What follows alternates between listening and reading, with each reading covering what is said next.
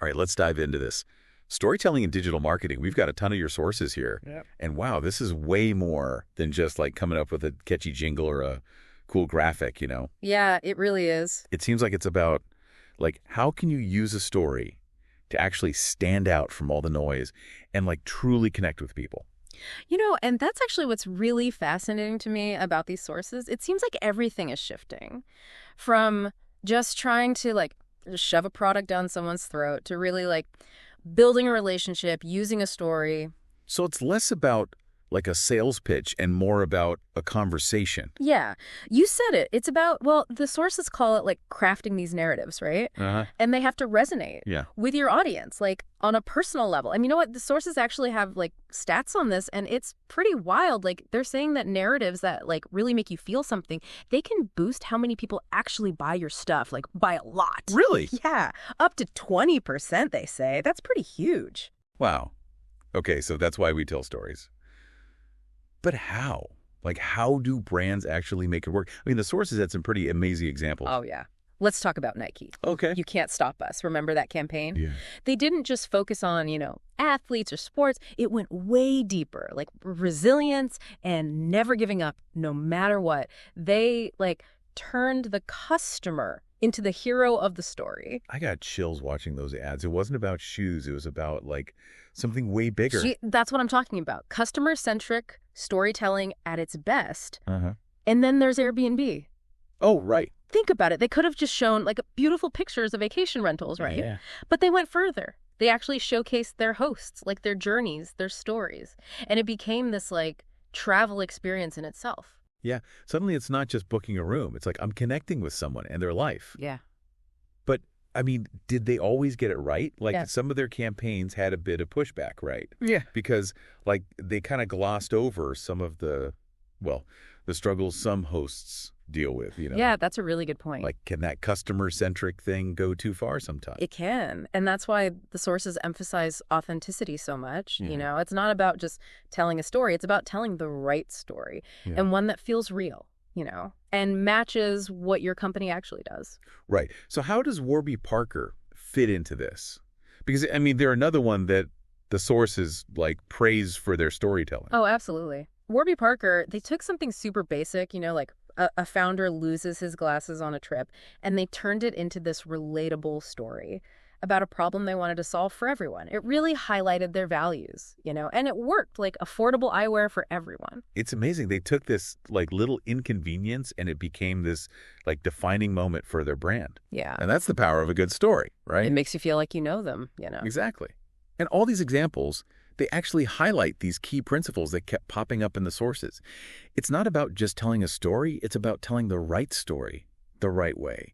Like, these campaigns, they were so good because they were real, and they made you feel something. Yeah. And they put the customer front and center. Okay, so we're seeing some themes here. It's not just about telling a story. It's about how and what kind. But the sources go deeper. It's like we're getting this behind-the-scenes look at, like, the nuts and bolts of good storytelling.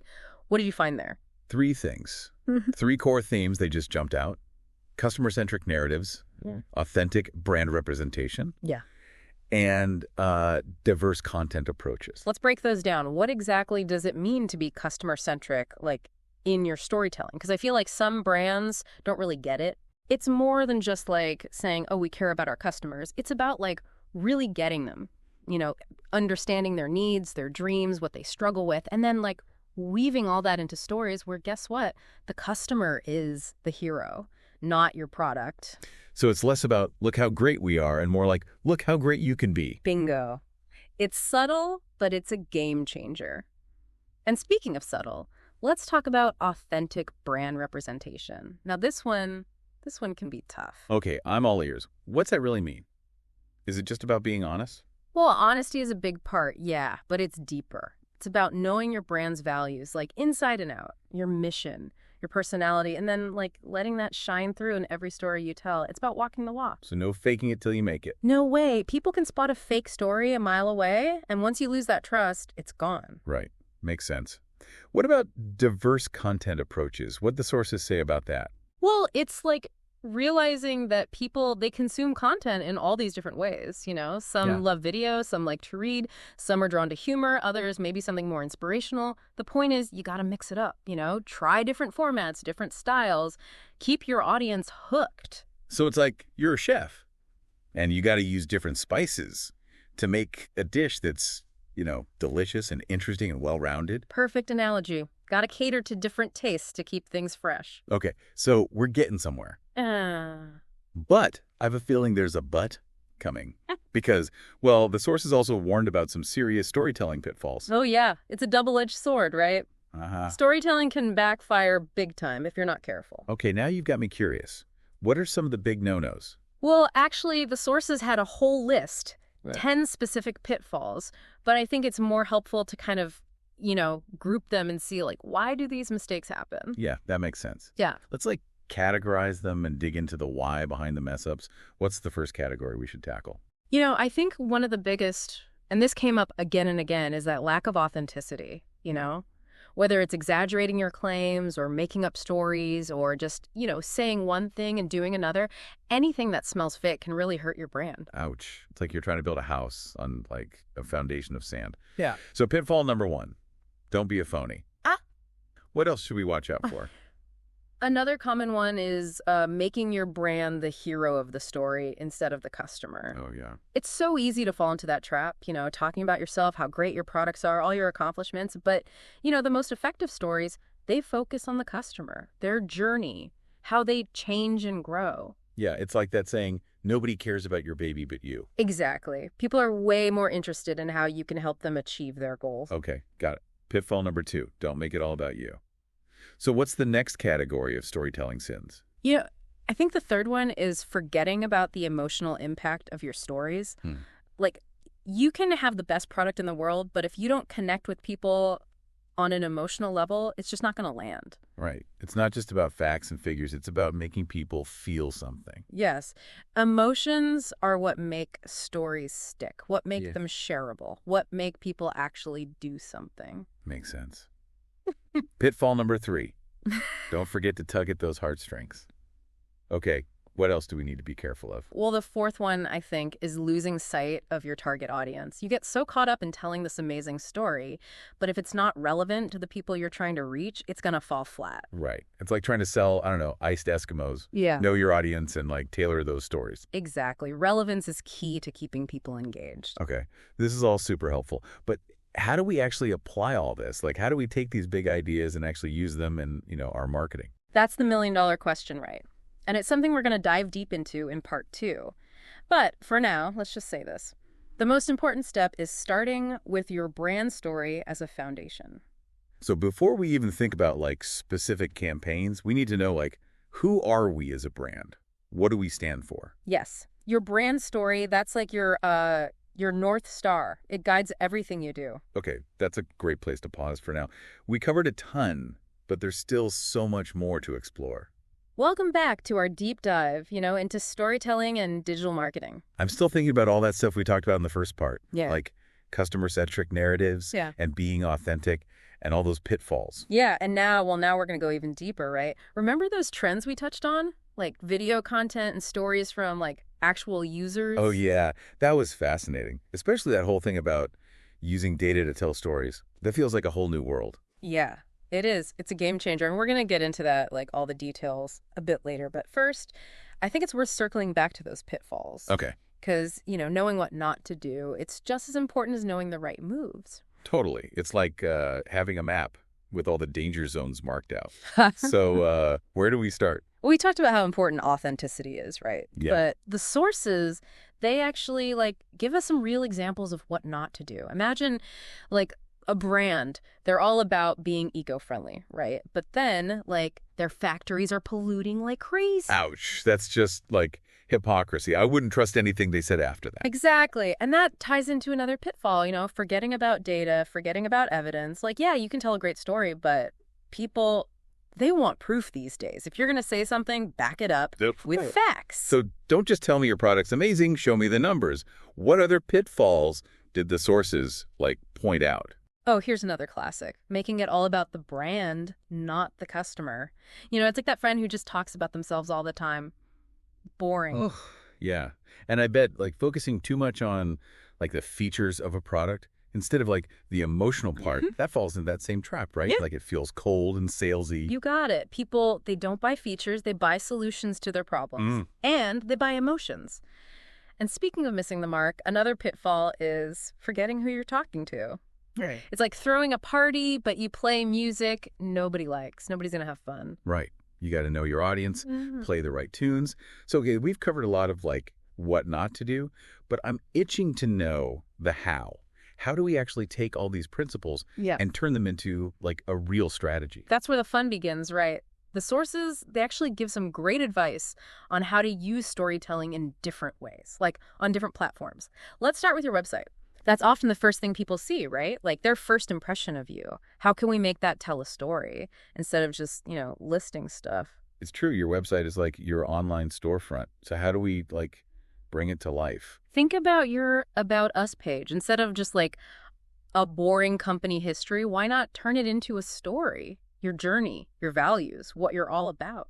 So less corporate speak, more human connection. I like that. Exactly. And your product descriptions, don't just list features. Tell a story about how they, solve problems, make people's lives better. It's like taking a product off a shelf and showing how it actually works in real life. I can see that. What about social media? That feels like storytelling central, Oh, absolutely.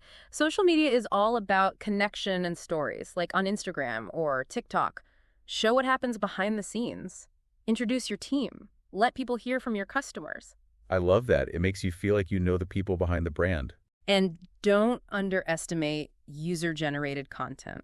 Like, encourage your customers to share their stories about how your brand has made a difference. That's powerful stuff. It's like word of mouth on steroids. Okay, what about email? Can we use storytelling there too? Because it feels, I don't know, a bit more direct. Yeah, it's a bit tricky, but not impossible. Instead of just sending sales pitches, use email to share customer stories, or introduce new products in a narrative way, or even just send a personal note from the founder. So even in email, we can build those relationships. Exactly. It's all about balance, right? Giving value and promoting your stuff. And speaking of balance, consistency is key. Your storytelling, it should be woven through all your channels. It's got to be a unified experience. It's like, I don't know, weaving a tapestry. Each thread is different, but it all comes together to make something beautiful. I love that. And speaking of beautiful things, video. Video content is like exploding right now. It's so immersive. It's perfect for storytelling. Oh, for sure. And it doesn't have to be like super slick and expensive. People love behind the scenes stuff. Yeah. The real deal. Right. You can use video for like everything. Tell your brand story, showcase customers, make short, fun pieces about your products. The sky's the limit. This is so inspiring. But I can't help but wonder what's next. Like, what's the future of storytelling and digital marketing? Where do we go from here? That's the question, isn't it? And that leads us to this really cool topic, data-driven storytelling. Oh, yeah. Can't wait to hear more about that. It's like art meets science, right? You got it. And we're going to unpack it all in part 3 of this deep dive. Okay, we're back. Ready for the final part of our deep dive into storytelling and digital marketing. And we've saved the, I think, the most exciting part for last. Ooh, I like the sound of that. We're going to talk about data-driven storytelling. It's where, creativity meets those cold, hard facts. Right. In parts 1 and 2, we learned how to, tell a good story. And, we even talked about all those traps to avoid. But where does data fit in? It feels like two totally different worlds. Not really. I mean, think of data as this backstage pass to your audience's brain. Okay. You can understand their behavior, what they like, even, what they're struggling with, all thanks to data. So it's less about guessing and more about, knowing. Exactly. And that knowledge, it lets you create stories that are, not only fun to listen to, but super relevant and personalized. I'm listening. Can you give me, some examples of how brands are using data to tell better stories? Oh, there are tons. Think about Spotify, their Wrapped campaign. Yeah. They use your listening data, right? And they create that personalized year-end summary. Yeah. It's like getting a mixtape from Spotify showing you all the music that, defined your year. No wonder everyone shares it. But wouldn't that feel kind of creepy, though, if they didn't do it right? Like they were spying on me or something. Oh, for sure, for sure. And that's why being transparent and using data ethically is so important. Yeah. Spotify, they're really clear about how they're using your data, and they present it in this way that's fun and, engaging. It's not just about the data itself. It's how you use it to tell a story that, that people connect with. Got it. What other examples can you think of? Oh, Google's year in search. Yeah. They take like all this global search data, right, which is like massive, and they turn it into this like narrative that captures, all the biggest moments of the year, and it taps into our, our curiosity, like what's going on in the world, what are people searching for. I know I spend way too much time on that every year. It's so cool how they take so much information and make it so like interesting. It wouldn't be nearly as cool if it was just like a list of words. Exactly. It's the story that brings it to life. And the cool thing is any brand can do this, not just Google or Spotify. Okay, so like for us regular marketers, how do we actually start using data to tell stories? Where do we even begin? Seems kind of overwhelming. It's easier than you think. First step, figure out what data is important. Like, what do you want to know about your audience? What information will help you, create those stories that grab them? So it's about being smart with the data we collect, not just like gathering everything. Exactly. And once you have the right data, you got to figure out how to, show it to people in a way that's interesting and easy to get. Charts, graphs, even those cool interactive things, they can really bring data to life. It's not just about the numbers. It's about turning the numbers into stories. We've come full circle. We have. Data is a powerful tool for storytelling, but it's still just a tool. The magic comes from combining it with your creativity, understanding your audience, and making it human. This is all such good stuff. I'm feeling inspired to start using data in my own storytelling. But before we wrap up, I'm curious, what's next? What's the future of storytelling and marketing? Oh man, the future is wide open. We're on the edge of this new era where data and tech and creativity, they're all coming together in ways we never thought possible. Imagine AI writing stories, in real time, or VR making these immersive experiences. Whoa, that's like straight out of a movie. It's closer than you think. Yeah. And the brands that, jump on board with this stuff, the ones that keep pushing the boundaries of storytelling, those are the ones that are going to win. This deep dive has been mind-blowing. I feel like I have this whole new toolkit for connecting with people, and taking my marketing to the next level. It's been awesome exploring all this with you. And remember, the best stories, they're still out there, waiting to be told. That's a wrap on our deep dive into storytelling and digital marketing. We hope you learned as much as we did. And until next time, keep learning, keep asking questions, and keep telling your story.